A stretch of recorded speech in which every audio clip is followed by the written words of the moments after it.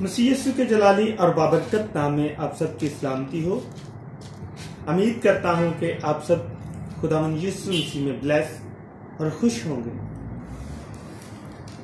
आज हम जो खुदावंद की जिंदा और जलाली कलाम में से सीखने वाले हैं, उस मैसेज का इन्वान है रास्त बाज ठहराए जाने के जराए, कि हम किस तरीके से, किन वसाइल से, किन कामों की वजह से, किन बातों की वजह से रास्त बाज ठहराएंगे। आए पहला हवाला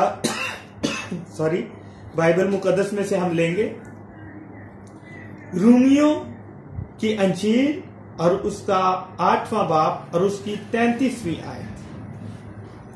बाइबल मुकद्दस में यूं लिखा है, खुदा के बरगजीदों पर कौन नालिश करेगा? खुदा वो है जो उनको रास्त बाज ठहराता है। खुदा के बरगजीदा लोग, खुदा के मानने वाले, खुदा पर यकीन रखने वाले, खुदा पर भरोसा रखने वाले, और उसके बरगजीदों को, उसके प्यारों को कौन नालिश करेगा, बुरा भला कहेगा?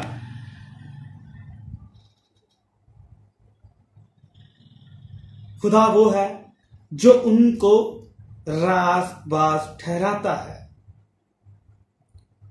किसी दुनिया के इंसान ने नहीं, किसी दुनिया के बंदे ने नहीं, किसी इंसान ने नहीं, बल्कि खुदा ने उसको रास्तबाज ठहराया है। खुदा ही उसको रास्तबाज ठहराने वाली हस्ती है।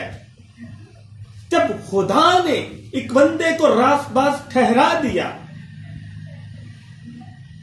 तो कौन है जो उसको बुरा भला कहे या नालिश करे उस पर?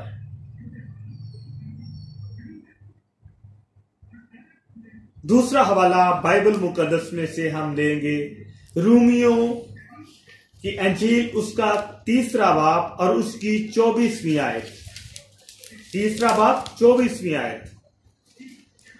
उसमें देखते हैं कि खुदावन हमें क्या सिखाते हैं। मगर उसके फजल के सबब से, उस मखलसी के वसीला से जो मसीह यीशु में है, मुफ्त रास्त बाज ठहराए जाते हैं। किस वजह से और किसकी कीमत अदा करने की वजह से? क्या किसी इंसान के रास्तबाज कहने से या ना कहने से, या किसी इंसान के अच्छा कहने से या ना कहने से कोई रास्तबाज हो सकता है या रास्तबाज नहीं हो सकता? ये किसी इंसान के कहने से नहीं, बल्कि उस खुदा से नाता होने के वास्ते है, उस खुदा से प्यार करने के वसीला से है, उस पर ईमान रखने के वसीला से है। क्योंकि जिस इंसान का ईमान, जिस इंसान का यकीन, भरोसा उस खुदा पर है और उस खुदा के साथ उसका वास्ता है, उस खुदा के साथ उसका ताल्लुक है, तो वो सिर्फ और सिर्फ वो जानता है या उसका खुदा जानता है।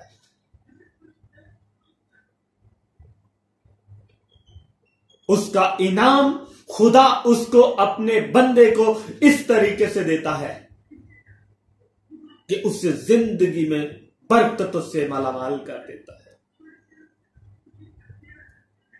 अगला हवाला हम जो बाइबल मुकद्दस में से लेंगे वो है तीतस के नाम पौलुस रसूल का खत और उसका 3रा बाब और उसकी 7वीं आयत।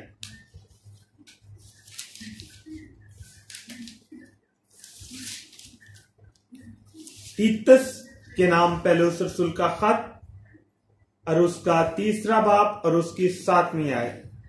बाइबल मुकद्दस में यूं लिखा है, ताकि हम उसके फजल से रास बास ठहर कर हमेशा की जिंदगी की उम्मीद के मुताबिक वारिस बने।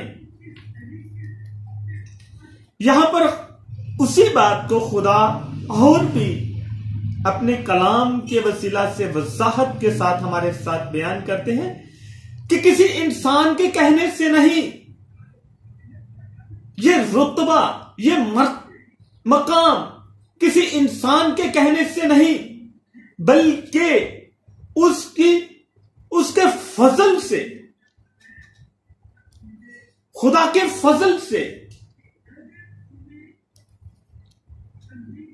रास बास ठहरा कर हमेशा की जिंदगी की उम्मीद के मुताबिक वारिस बने।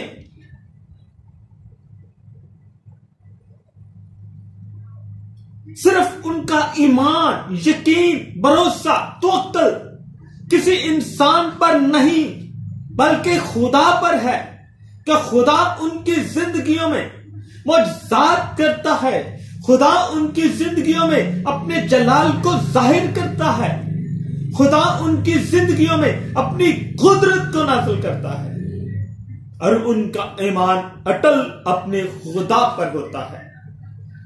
जब उनका ईमान खुदा पर होता है तो वो खुदा की नजर में रास्त बाज ठहराए जाते हैं और खुदा उनको बरकत पर बरकत देता है।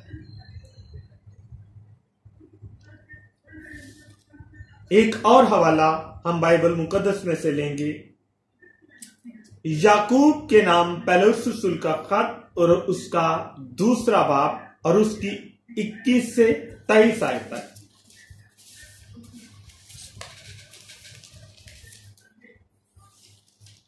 याकूब के नाम पहले रसूल का खत और उसका 2 बाब 21 से 23 आयत तक।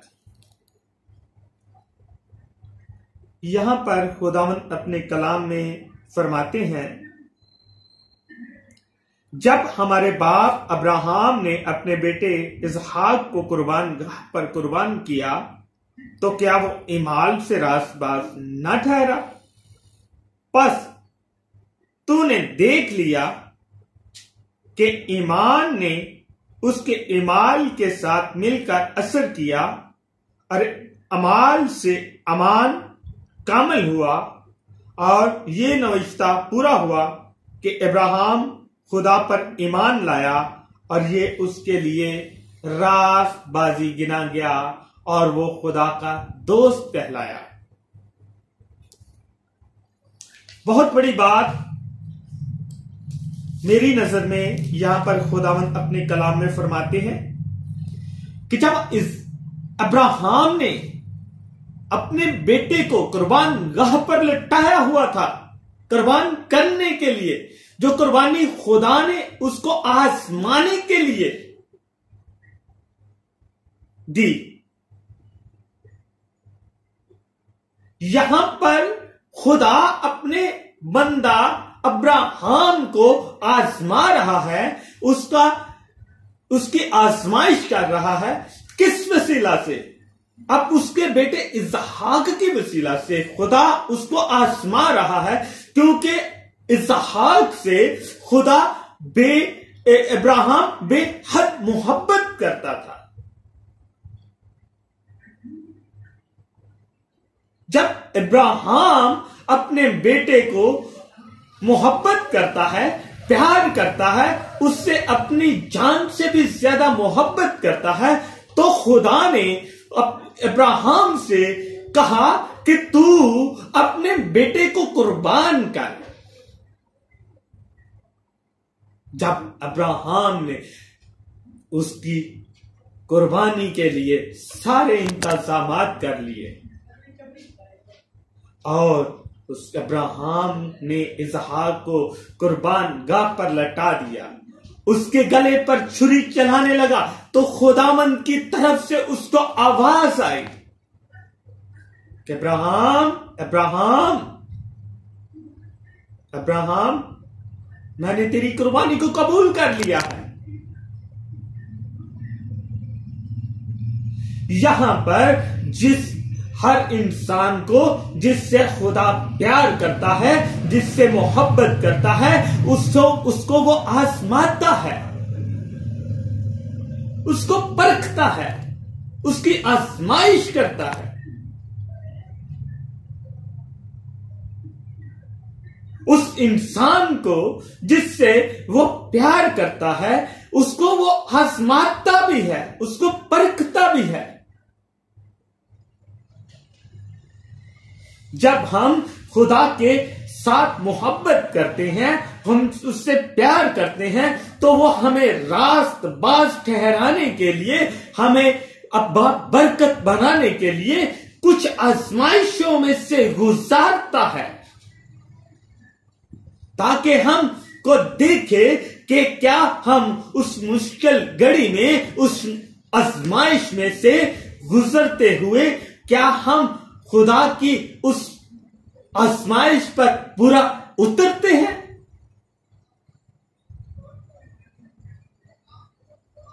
यहां पर खुदावंद अपने कलाम में बाखूबी बता रहे हैं कि ईमान ने उसके अमाल के साथ मिलकर असर किया और अमाल से ईमान कामल हुआ। मतलब कि यहां पे खुदा अपने कलाम में वाज़िया फरमा रहे हैं कि अमाल और ईमान जब दोनों का आपस में मिलाप हुआ, जब दोनों आपस में मिले, जब दोनों का तौल्लुक आपस में बना, तो वो एक रास्तबाजी की शक्ल अख्तियार कर गया। वो खुदा को बहुत पसंद आया, वो खुदा की नजर में मकबूल ठहरा। जब वो मकबूल ठहरा तो आगे अगली आयत में खुदावंद फरमाते हैं कि अब्राहम खुदा का दोस्त ठहरा। अब्राहम खुदा का दोस्त ठहरा।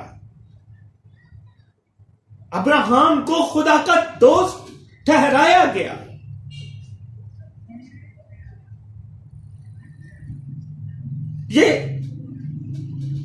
ये सिलसिला अभी से नहीं, उस वक्त से चला आ रहा है जब यीशु मसीह ने अपने खून का फिदिया देकर हमें रास्तबाज ठहराया, हमारे गुनाहों का कफारा देकर।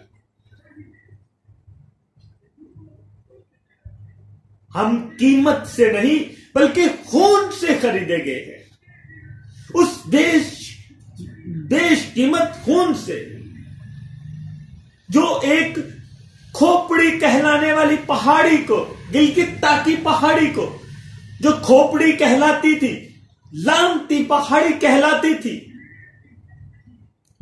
उसको पाकीज़ा और कलवरी की पहाड़ी का नाम दिए जाने वाला खून वो खून जो यीशु मसीह का खून उस खोपड़ी की पहाड़ी पर गिरा तो वो कलवरी बन गई। हम उस खून से खरीदे गए हैं, हम उस खून से खरीदे गए हैं और उसकी खून की कीमत से हम रास्तबाज ठहरे। हमारा रास्तबाज ठहराए जाने का वसीला, जरिया यीशु मसीह का वो खून है जो कोहे कलवरी की पहाड़ी पर बहाया गया।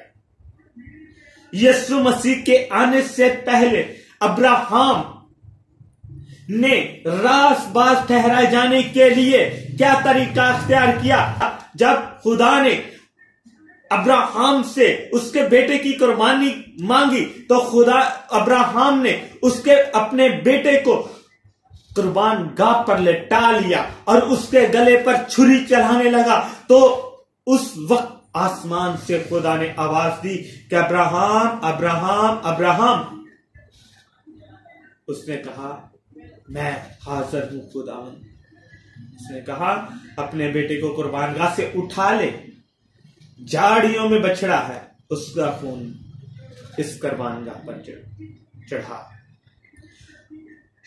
अब्राहम उस बछड़े का खून उस बछड़े का खून बहाकर रास्तबाज ठहरा, लेकिन हम तो उस यीशु नासरी के खून से रास्तबाज ठहरे हैं, जिसके खून में इतनी पावर है, जिसके खून में इतनी ताकत है, जिसके खून में इतनी कुदरत है कि एक लानती पहाड़ी जो खोपड़ी कहलाती थी, जब उस खोपड़ी पर, उस लानती पहाड़ी पर खुदावंद यीशु मसीह का पाक खून गिरा, तो वो पाक और कलवरी की पहाड़ी में तब्दील हो गए। हम उस खून से खरीदे गए हैं, हमें उस खून के वसीला से, हमें उस खून के जरिए से रास्तबाज ठहराया गया है। खुदावंद आज के इस जिंदा और जलाली कलाम के वसीला से मुझे और आप सबको बड़ी बरकत दे। आमीन।